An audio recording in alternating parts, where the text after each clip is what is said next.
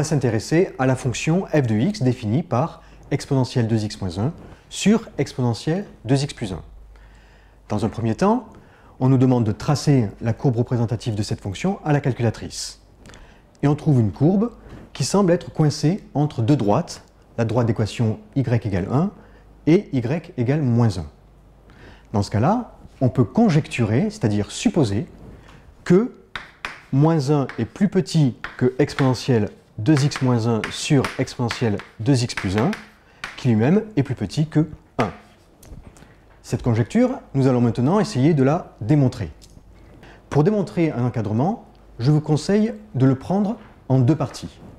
On démontre d'abord la partie de gauche. Exponentielle 2x est une valeur positive, mais ça ne va pas vraiment nous aider. Moins 1 est plus petit que 1.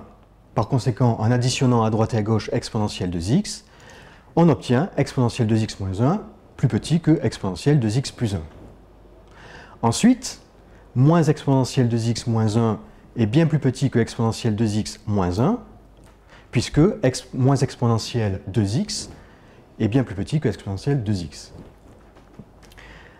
Donc, en faisant un bilan de ces deux inégalités, on arrive à voir que exponentielle 2x moins 1 ici et ici est bien compris entre moins exponentielle 2x plus 1 et exponentielle 2x plus 1. Et en divisant par la quantité strictement positive exponentielle 2x plus 1 partout, on arrive donc à démontrer que f de x est comprise entre moins 1 et 1. Dans la question suivante, on nous demande de dresser le tableau de variation de f. Ici, on dérive f, on obtient une dérivée strictement positive et donc on en conclut rapidement que f est strictement croissante sur R.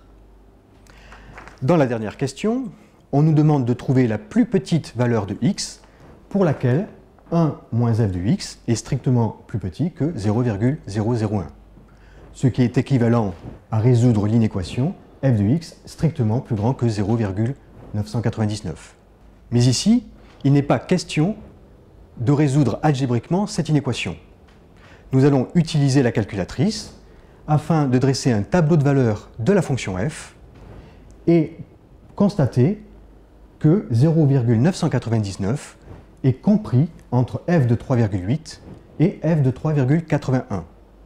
Par conséquent, la plus petite valeur de x qui vérifie cette inégalité, c'est 3,81.